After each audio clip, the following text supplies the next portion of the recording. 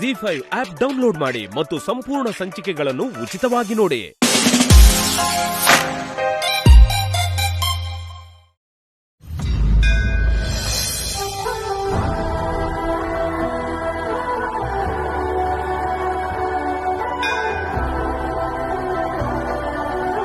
ದೇವ್ರೆ, ಮಾಡ್ತಾ ಇರೋ ವ್ರತದಿಂದ ನಾಗಮಣಿಯ ಚೈತನ್ಯ ಶಕ್ತಿ ಜೀವಾತ್ಮವನ್ನ ಮತ್ತೆ ನಾಗಮಣಿಗೆ ಸೇರಿಸುವ ಜವಾಬ್ದಾರಿ ಇದೆ. ಹಾಗೆ ದೂರ ಹೋಗಿರೋ ನನ್ನ ಆದಿಶೇಷನ ಮತ್ತೆ ಕರ್ಸೋ ಕರ್ತವ್ಯ ಇದೆ. ಯಾವುದೇ ವಿಘ್ನ ಬರ್ದೇ ಇರೋ ಹಾಗೆ ನೋಡ್ಕೊಳಮ್ಮ.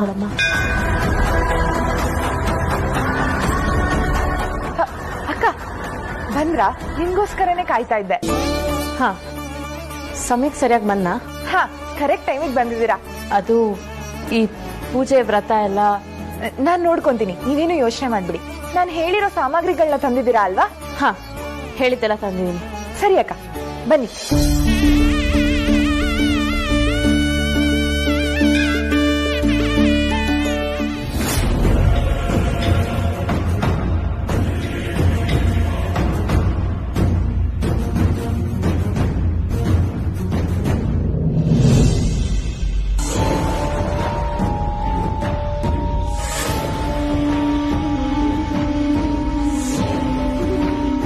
ಇದೇನು ಭೂಲೋಕ ಹೀಗಿದೆ? 125 ವರ್ಷಗಳಲ್ಲಿ ನಾಗಲೋಕವೇ ಬದಲಾಗಿದೆ. ಹಾಗಿದ್ದ ಮೇಲೆ ಇನ್ನು ಭೂಲೋಕ ಬದಲಾಗದೇ ಇರುತ್ತದೆ. ನಾಗಲೋಕದವರಿಗೆ ಇರುವ ವಿಶೇಷವೇನೆಂದರೆ ನಾಗಗಳು ಎಲ್ಲಿಗೆ ಹೋಗಲಿ, ಯಾವ ಲೋಕಕ್ಕೆ ಹೋಗಲಿ, ಆ ಲೋಕದ ಸಂಸ್ಕೃತಿ ಪ್ರಕೃತಿಗೆ ಹೊಂದಿಕೊಂಡು ಹೋಗುವ ವಿಶೇಷ ಶಕ್ತಿ ಬಂದೇ ಬರುತ್ತದೆ. ಮಾನವನ ಸರಾಸರಿ 65 ವರ್ಷಗಳು ಅವರಿಗೆ 1 ವರ್ಷದ ಸಮ. ಹಾಗಾಗಿ ಮಾನವರಿಗಿಂತ ನಾಗಗಳು ಸದೃಢ ಸುಂದರವಾಗಿ ಕಾಣುತ್ತಾರೆ. ಅದೇನೋ ಸರಿ, ಆದರೆ ಈ ಭೂಲೋಕದಲ್ಲಿರುವ ಮನುಷ್ಯರೆಲ್ಲ ವಿಶೇಷವಾಗಿ ಕಾಣುತ್ತಿದ್ದಾರೆ. ನಾವಿಬ್ಬರು ಮಾತ್ರ ವಿಶೇಷವಾಗಿ ಕಾಣುತ್ತಿದ್ದೇವೆ. ಹಾಗಿದ್ದರೆ ನಾವು ರೂಪ ಬದಲಿಸಬೇಕಾ? ಖಂಡಿತ ಬೇಡ. ವೇಷ ಬದಲಿಸಿದರೆ ಆಯಿತು.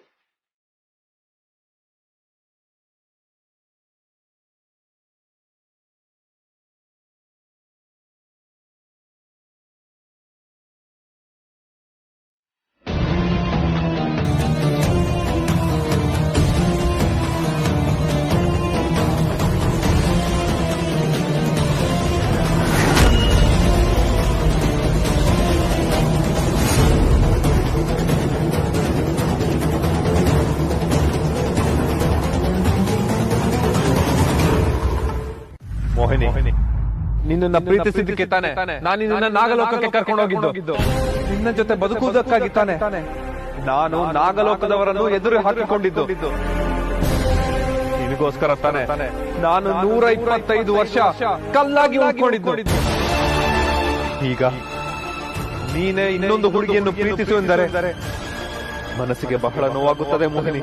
ಶೇಷ, ನೀನು ಆ ಕನ್ಯೆನ ಯಾಕೆ ಮದುವೆ ಆಗಬೇಕು, ಯಾವಾಗ ಮದುವೆ ಆಗಬೇಕೆಂದು ನಾನು ಈಗಾಗಲೇ ಹೇಳಿದ್ದೇನೆ. ಈಗ ಮತ್ತೆ ಹೇಳುತ್ತಿದ್ದೇನೆ, ಕೇಳು. ನೀನು ನಾಗಲೋಕದಿಂದ ಬಹಿಷ್ಕಾರಗೊಂಡ ಮೇಲೆ ನಿನ್ನ ಮೇಲೆ ಶಾಪವಿದೆ. ಆ ಶಾಪ ಪರಿಹಾರ ಆಗಬೇಕೆಂದರೆ ನೀನು ಆ ಕನ್ಯೆಯನ್ನು ಮದುವೆ ಆಗಬೇಕು. ಅದು ಮಕ ನಕ್ಷತ್ರದ ಅಮೃತಗಳಿಗೆಯಲ್ಲಿ ಹುಟ್ಟಿರುವ ಆ ಮಾನವ ಕನ್ಯೆ ಮಯೂರಿಯನ್ನು ಮದುವೆ ಆದರೆ ಮಾತ್ರ ಆಗ ನಿನ್ನ ಶಾಪ ವಿಮೋಚನೆಯಾಗುತ್ತದೆ. ಆಗ ನೀನು ನಾಗಮಣಿಗೆ ಮತ್ತೆ ಜೀವಾತ್ಮ ತುಂಬುವಾಗುತ್ತದೆ. ಆಗ ನೀನು ನಾಗಲೋಕದ ಅರಸನಾಗುವೆ. ಇದೆಲ್ಲವಾಗಬೇಕೆಂದರೆ ನೀನು ಅವಳನ್ನು ಮದುವೆ ಆಗಬೇಕು. ಶೇಷ, ನೀನು ಅವಳನ್ನು ಮದುವೆ ಆಗು ಎಂದು ಹೇಳುತ್ತಿರುವುದು ನಾವಿಬ್ಬರು ದೂರವಾಗುವುದಕ್ಕಲ್ಲ, ನಾವಿಬ್ಬರು ಒಂದಾಗಿ ಬಾಳುವುದಕ್ಕೆ. ಅರ್ಥ ಮಾಡಿಕೋ ಶೇಷ. ಹೋಗು. ಆಯ್ತು, ನಿನಗೋಸ್ಕರ ನಾನು ಏನು ಬೇಕಾದ್ರೂ ಮಾಡುತ್ತೇನೆ. ಈಗ ನಾನು ಆ ಹುಡುಗಿಯನ್ನು ಮದುವೆ ಆಗಬೇಕು, ಅಷ್ಟೇ ತಾನೆ? ಆಗುತ್ತೇನೆ.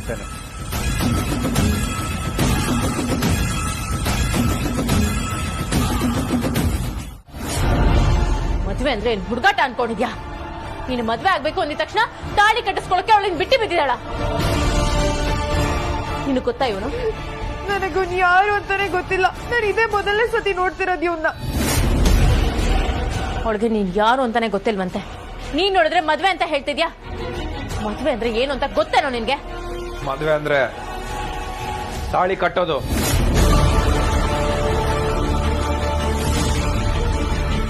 ಏನ್ ತಲೆ ಕೆಟ್ಟಿದ್ಯಾ ನಿನ್ಗೆ? ಮದ್ವೆ ಅಂದ್ರೆ ಒಂದು ಗಂಡು ಹೆಣ್ಣು ಮನ್ಸಾರೆ ಒಪ್ಕೋಬೇಕು, ಮನೆಯವ್ರು ಒಪ್ಕೋಬೇಕು, ಆಮೇಲೆ ಜಾತಕ ನೋಡ್ಬೇಕು, ಆಗ್ಲೇ ಮದ್ವೆ ಆಗೋಕ್ ಸಾಧ್ಯ. ಮದ್ವೆ ಬಗ್ಗೆ ಮಯೂರಿ ತಂದೆಗೆ ಹೇಳಿದ್ಯಾ ನೀನು? ಹೇಳ್ದೆ ಕೇಳ್ದೆ ತಾಳಿ ಕಟ್ಟಕ್ ಬಂದ್ಬಿಟ್ರೆ ತಪ್ಪಲ್ವಾ? ನಿನ್ ತಪ್ಪೆ ಅನಿಸ್ತಾ ಇಲ್ವಾ? ಒಡೆದ್ ಸಾಯಿಸ್ ಹಾಕ್ಬಿಡ್ತೇನೆ. ದೇವಸ್ಥಾನ ಇದೆ ಅಂತ ಸುಮ್ಮನೆ ಇದ್ದೀನಿ. ಯಾರು ನೀನು? ಹಾಸ್ಪಿಟಲ್ ತಪ್ಸ್ಕೊಂಡ್ ಬಂದಿದ್ಯಾನೋ? ಯಾಕೋ ಇವಳು ಹಿಂದೆ ಬಿದ್ದಿದ್ಯಾ? ಏನ್ ವಿಷಯ? ನನ್ನ ತಡಿಬೇಡ, ನಾನು ಅವಳನ್ನ ಮದುವೆ ಆಗ್ಬೇಕು. ಏಯ್ ನಿಂತ್ಕೋ. ನೋಡು, ಸುಮ್ನೆ ಇಲ್ಲಿಂದ ಹೊರಟೋಗು. ನಾನು ಅವಳನ್ನ ಮದುವೆ ಆಗ್ಬೇಕು. ಏಯ್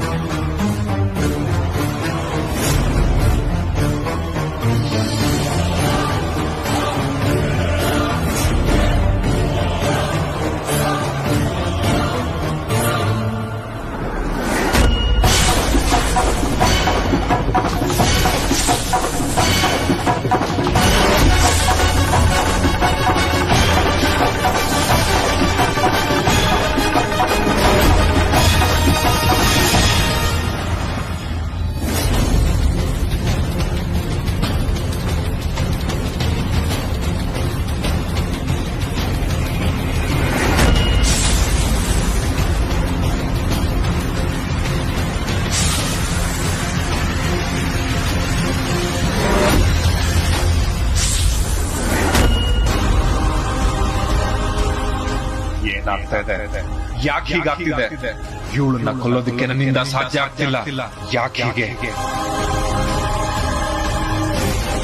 ಮತ್ತೆ ಬಂದಿದ್ಯಾ? ಅಷ್ಟೆಲ್ಲ ಬೈದು ಹೊಡೆದು ಕಳ್ಸಿದ್ಮೇಲೂ ತಿರ್ಗಾ ಬಂದಿದ್ಯಲ್ಲ.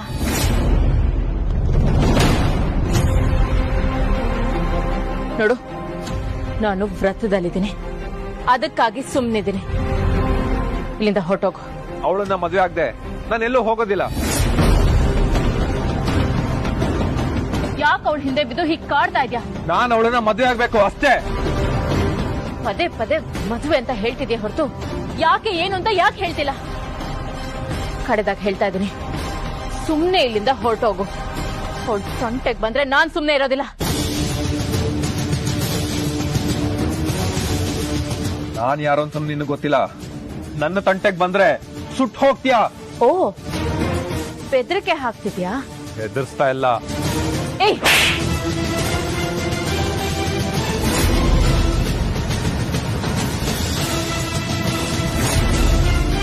ಇನ್ನೊಂದು ಸತಿ ಅವಳು ತಂಟೆಗೆ ಬಂದ್ಯೋ, ಹೋಗೋ, ಹೋಗಿಲ್ಲಿಂದ.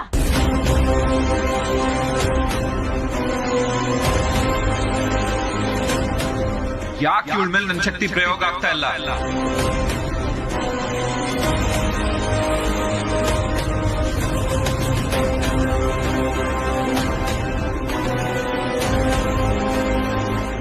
ಯಾವುದೇ ಶ್ರೇಷ್ಠ ಜಾತಕದಲ್ಲಿ ಜನ್ಮಿಸಿದ್ರೂ ಸಹ ಅಷ್ಟಮದಲ್ಲಿ ಕಂಟಕಪ್ರಾಯನಾಗಿ ವಿಹಾರ ಮಾಡ್ತಿರೋ ಶನಿ ಇರುವಾಗ ಪೂರ್ವಜನ್ಮದ ಕರ್ಮ ಧರ್ಮದಲ್ಲಿ ಮುಳುಗಿಸಿಬಿಡುತ್ತೆ. ನಿಮ್ಮ ಉಪಕಾರನ ಈ ಜನ್ಮದಲ್ಲಿ ಮರೆಯಕ್ಕಾಗಲ್ಲ. ಅಯ್ಯೋ ಆಚಾರ್ಯರೇ, ಯಾಕೆ ಇಷ್ಟೊಂದು ಕೃತಜ್ಞತೆಗಳನ್ನ ಹೇಳ್ತಾ ಇದ್ದೀರಾ? ನಿಜವಾಗ್ಲೂ ಕೃತಜ್ಞತೆ ಹೇಳ್ಬೇಕಾಗಿರೋಳು ನಾನು. ಯಾಕಂದ್ರೆ ನಿಮ್ಮ ಮಗಳು ಮಯೂರಿ ನನಗೆ ಸಹಾಯ ಮಾಡ್ತಾ ಇದ್ದಾಳೆ. ಆ ದೇವರು ಸುಮಂಗಲಿ ವ್ರತ ನಿಮ್ಮ ಕೈಲಿ ಮಾಡುತ್ತಿರುವುದು ನಿಮಗಾಗಿ ಅಲ್ಲ, ನಮಗಾಗಿ ಅನಿಸ್ತಿದೆ. ನನ್ನ ಮಗಳ ಭವಿಷ್ಯಕ್ಕಾಗಿ ಅಂತ ಅನಿಸ್ತಿದೆ. ಎಲ್ಲ ದೈವ ನಿಯೋಜಿತ ಕ್ರಿಯೆ. ನಿಂತ್ಕೊಂಡ್ಬಿಟ್ಟಿಯಲ್ಲಮ್ಮ, ಅವ್ರಿಗೆ ಕುಡಿಲಿಕ್ಕೆ ಕಾಫಿ ನೋಟ್ ಏನೋ ತಂದ್ಕೊಡು. ಹೋಗು.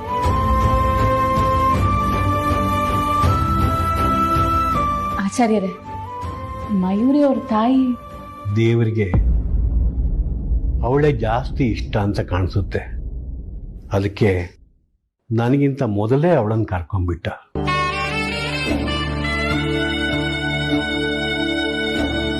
ಹಾ, ಅಮ್ಮ ಇಲ್ಲ ಅನ್ನೋ ಕೊರತೆ ನನ್ನ ಮಗಳಿಗೆ ಬರದೇ ಇದ್ದಾಗೆ ನಾನು ನೋಡ್ಕೊಂಡಿದ್ದೀನಮ್ಮ. ಆಚಾರ್ಯರೇ, ಮಯೂರಿ ನೋಡಿದ್ರೆ ಅವಳು ಯಾವ್ದ್ರ ಬಗ್ಗೆನೂ ತುಂಬಾ ಕೊರಗ್ತಾ ಇದ್ದಾಳೆ ಅನ್ಸುತ್ತೆ. ಏನು ಅಂತ ಕೇಳಿದ್ರೆ ಏನು ಹೇಳೋದಿಲ್ಲ ಅವಳು. ಒಂದು ದಿನದ ನೋವಾದ್ರೆ ಏನೋ ಹೇಳ್ಕೋಬಹುದಮ್ಮ, ಆದ್ರೆ ದಿನ ನೋವು ಅನುಭವಿಸೋಳು ಏನು ಅಂತ ಹೇಳ್ಕೊಳ್ತಾಳೆ. ಆದ್ರೆ ತಾಳಿ ಕಟ್ಟಿದ್ರೆ ಅವನು ಸತ್ತು ಹೋಗ್ತಾನೆ ಅಂತ ನನ್ನ ಮಗಳು ಭಯ ಭಯ ಆಯ್ತು.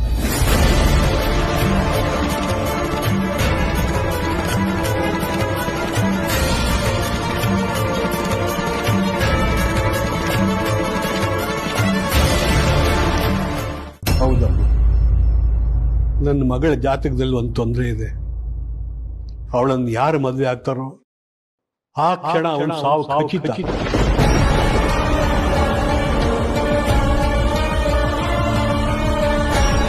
ಒಂದಷ್ಟು ಪರಿಹಾರ ಕಾರ್ಯ ಅಂತ ಮಾಡಿ ಅವಳು ಮದುವೆಗೆ ತಯಾರಿ ಮಾಡಿದ್ದ. ವರ ತಾಳಿ ಕೈಗೆತ್ಕೊಂಡಾಗ್ಲೇ ಸತ್ತೋದ.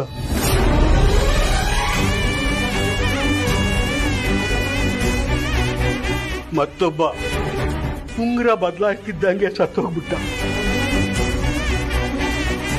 ಇನ್ನೊಬ್ಬ ಹೆಣ್ಣು ನೋಡಕ್ ಬರೋ ದಾರಿಲೇ ತೀರ್ಕೊಂಡ್ಬಿಟ್ಟ.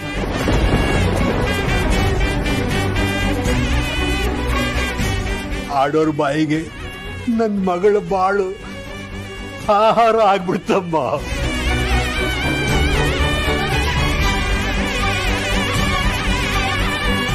ಪೂಜೆ, ವ್ರತ, ದೇವಸ್ಥಾನ ಅಂತ ದೇವರ ಸೇವೆ ಮಾಡ್ತಾ ಇದ್ದಾಳೆ.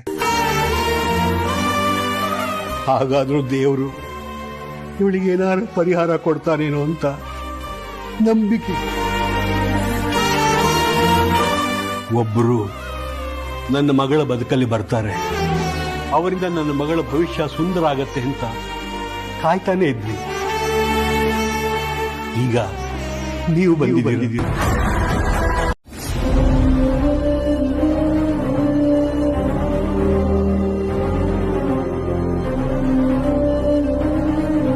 ಮೋಹಿನಿ, ನಮ್ಮಿಬ್ಬರ ಮಧ್ಯೆ ಈ ವೈಮನಸ್ಸು ಬೇಕಾ? ಸಿಟ್ಟು ಕೋಪ ಬೇಕಾ? ಈ ಸಿಟ್ಟು, ಈ ಕೋಪ ನಮ್ಮ ಪ್ರೀತಿಯನ್ನು ಸುಟ್ಟು ಹಾಕಬೇಕು. ನಿನಗೆ ಯಾಕೆ ಇದು ಅರ್ಥವಾಗುತ್ತಿಲ್ಲ? ನಾವು ಬದುಕಿದ್ದ ಮಾತ್ರಕ್ಕೆ ನಮ್ಮ ಪ್ರೀತಿ ಬದುಕಿರುತ್ತೆ ಎಂದು ಏಕೆ ಅಂದುಕೊಂಡಿದ್ದೀಯ? ನಾವು ಬದುಕಿದ್ದ ಮೇಲೆ ನಮ್ಮ ಪ್ರೀತಿ ಬದುಕಲೇಬೇಕಲ್ಲವೇ? ನಾವು ಸತ್ತಂತೆ ಇರುವಾಗ ನಮ್ಮ ಪ್ರೀತಿ ಬದುಕುತ್ತದೆಯೇ? ಅಂದರೆ ನಿನ್ನ ಮಾತಿನ ಅರ್ಥ? ನೋಡು ಶೇಷ, ನೀನು ನಾಗಲೋಕದವನು. ನಾಗಲೋಕದಲ್ಲಿ ನನಗೆ ಯಾವುದೇ ಅಸ್ತಿತ್ವವಿಲ್ಲ. ನಾವು ಮದುವೆಯಾದರೂ ಆ ಮದುವೆಗೆ ಯಾವುದೇ ಅಸ್ತಿತ್ವವಿಲ್ಲ ಶೇಷನಾಗ. ನಮ್ಮ ಮದುವೆಗೆ ಬೆಲೆ ಸಿಗಬೇಕೆಂದರೆ ನನಗೆ ನಾಗಲೋಕದಲ್ಲಿ ನೆಲೆ ಸಿಗಬೇಕು. ಅಂದರೆ ನಾಗಮಣಿಗೆ ಜೀವಾತ್ಮ ತುಂಬುವ ಕೆಲಸ ನೀನು ಮಾಡಲೇಬೇಕು. ಆ ಮಾನವ ಕನ್ಯೆ ಮಯೂರಿಯನ್ನು ನೀನು ಮದುವೆಯಾಗಲೇಬೇಕು. ಆಗ ಮಾತ್ರ ನಿನಗೆ ನಾಗಮಣಿಗೆ ಜೀವಾತ್ಮ ತುಂಬಿಸಲು ಸಾಧ್ಯ. ನಾಗಮಣಿಗೆ ಜೀವಾತ್ಮ ತುಂಬುವವರು ನಾಗಲೋಕದವರಾಗಬೇಕು. ಅದು ನೀನಾಗಬೇಕು ಶೇಷನಾಗ. ನೀನು ಆ ನಾಗಲೋಕದ ಅರಸನಾಗಬೇಕು. ಆಗ ಮಾತ್ರ ನೀನು ನಾಗಲೋಕದ ಅಧಿಪತಿಯಾಗಲು ಸಾಧ್ಯ. ನಿನ್ನ ಲೋಕದಲ್ಲಿ ನನಗೊಂದು ಅಸ್ತಿತ್ವ ಕೊಡಬಹುದು. ನಾನು ನಿನ್ನವಳಾಗಿ ನಿನ್ನ ಜೊತೆ ಬದುಕಬಹುದು. ಆಯ್ತು, ನಿನಗೋಸ್ಕರ ನಾನು ಏನು ಬೇಕಾದ್ರೂ ಮಾಡಬಲ್ಲೆ. ನಾನು ಆ ಹುಡುಗಿಯನ್ನು ಪ್ರೀತಿಸುವ ನಾಟಕ ಮಾಡುತ್ತೇನೆ, ಆದರೆ ನಿಜವಾಗಲೂ ಪ್ರೀತಿಸುವುದಿಲ್ಲ.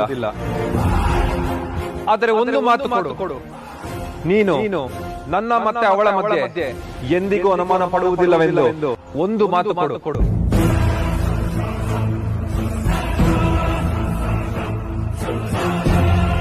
ನಮಗೋಸ್ಕರ, ನಮ್ಮ ಪ್ರೀತಿಗೋಸ್ಕರ ಮಾಡುತ್ತಿರುವ ಯಜ್ಞ ಅಷ್ಟೇ. ಈ ಯಜ್ಞದಲ್ಲಿ ನಮಗೆ ಫಲ ಸಿಗಬೇಕು. ನಮ್ಮ ಪ್ರೇಮ ಯಜ್ಞದಲ್ಲಿ ಅವಳು ಆಹುತಿ ಆಗಬೇಕು ಅಷ್ಟೇ. ಯಾವುದೇ ಕಾರಣಕ್ಕೂ ನಾನು ನಿನ್ನ ಮೇಲೆ ಅನುಮಾನ ಪಡುವುದಿಲ್ಲ. ಹಾಗೆ ನೀನು ಕೂಡ ನನ್ನ ಮಾತು ಮೀರಬಾರದು.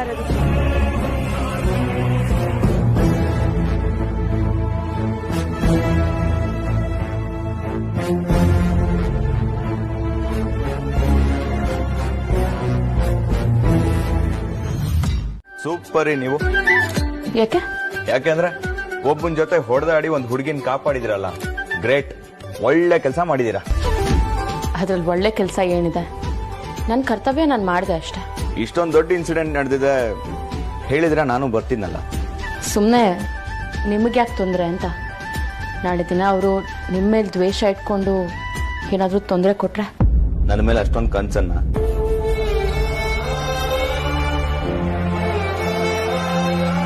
ಇದೇ ಪ್ರಶ್ನೆ ನಾನು ನಿಮಗ್ ಕೇಳಿದ್ರೆ ಅವ್ರೇನಾದ್ರೂ ನಿಮಗ್ ಬಂದು ತೊಂದರೆ ಕೊಟ್ರೆ? ದೇವ್ರಿದ್ದಾನೆ. ನೀವು ಗ್ರೇಟ್ ಬಿಡಿ. ನಿಮ್ಮಂತ ಹೆಂಡತಿ ಪಡೆಯೋದಕ್ಕೆ ತ್ರಿಶೂಲ್ ತುಂಬಾ ಪುಣ್ಯ ಮಾಡಿದ್ದ. ಎಷ್ಟೊಂದು ಕೇರ್ ಮಾಡ್ತೀರಾ ಅಲ್ವಾ? ನನ್ನ ಕಣ್ ಮುಂದೆ ಅನ್ಯಾಯ ನಡೀತಾ ಇದ್ರೆ ಇನ್ನೊಬ್ರು ಬಂದು ಸಹಾಯ ಮಾಡ್ಲಿ ಅಂತ ನಾನು ಕಾಯ್ಕೊಂಡು ಕೂರೋಳಲ್ಲ. ಅದು ಒಂದು ಹೆಣ್ಣಿನ ಮಾನದ್ವೇಷಕ್ಕೆ ಬಂದ್ರೆ ಅದನ್ನ ಹೇಗ್ ತಡೆಗಟ್ಬೋದು ಅಂತ ನಾನು ಯೋಚನೆ ಮಾಡ್ತೀನಿ, ಪ್ರಯತ್ನ ಪಡ್ತೀನಿ. ಅನ್ಯಾಯ ನಡೀತಿದ್ರೆ ಅದನ್ನ ತಡೆಯೋದಕ್ಕೆ ನನ್ನ ಜೀವ ತ್ಯಜಿಸೋಕ್ಕೂ ನಾನು ಯೋಚನೆ ಮಾಡೋದಿಲ್ಲ. ಪ್ರೀತಿಸೋರ್ಗೂ ಜೀವ ಕೊಡ್ಬೇಕು ಅಂತೀರಾ, ಅನ್ಯಾಯ ನಡೀತಿರೋರ್ಗೂ ಜೀವ ಕೊಡ್ಬೇಕು ಅಂತೀರಾ.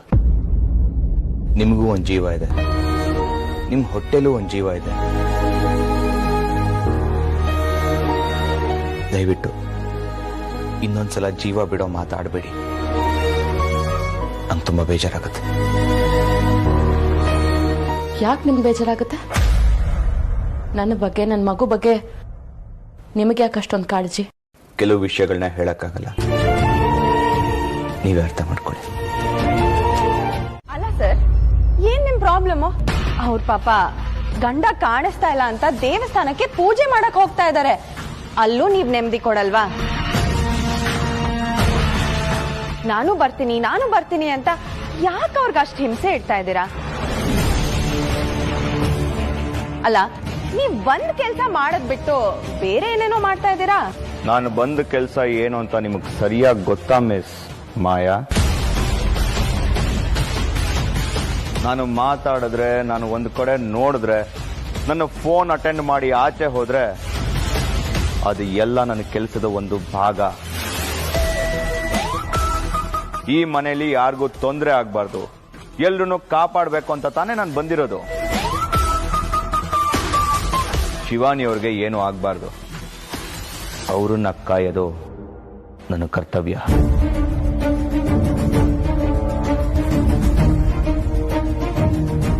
ಅದಕ್ಕೆ ಅವ್ರ ಜೊತೆ ನಾನು ಹೋಗ್ತೀನಿ ಅಂತ ಹೇಳ್ತಿರೋದು. ಅದ್ರ ಮಧ್ಯೆ ನಿಮ್ದೇನ್ರಿ ಪ್ರಾಬ್ಲಮ್? ಅಲ್ಲ, ನೀವು ಶಿವಾನಿ ಅವ್ರನ್ನ ಕಾಯಕ್ಕಂತ ಹೋಗ್ತಾ ಇದ್ದೀರಾ, ಆದ್ರೆ ಮನೇಲಿ ನಾವಿಷ್ಟು ಜನ ಇದೀವಿ. ನೀವಿಲ್ದೇ ಇರುವಾಗ ನಮ್ಗೇನಾದ್ರೂ ತೊಂದರೆ ಆದ್ರೆ ಏನ್ ಕತೆ? ಏನ್ ತೊಂದರೆ ಆಗತ್ತೆ? ನೆನ್ನೆ ತಾನೇ ಇಲ್ಲಿ ಒಂದು ದೊಡ್ಡ ಹಾವಿತ್ತು ಗೊತ್ತಾ? ಬರೀ ಹಾವಲ್ಲ, ಇದ್ದಕ್ಕಿದ್ದಾಗೆ ಆ ಹಾವು ಹೆಣ್ಣಿನ ರೂಪಕ್ಕೆ ಬದಲಾಯ್ತು.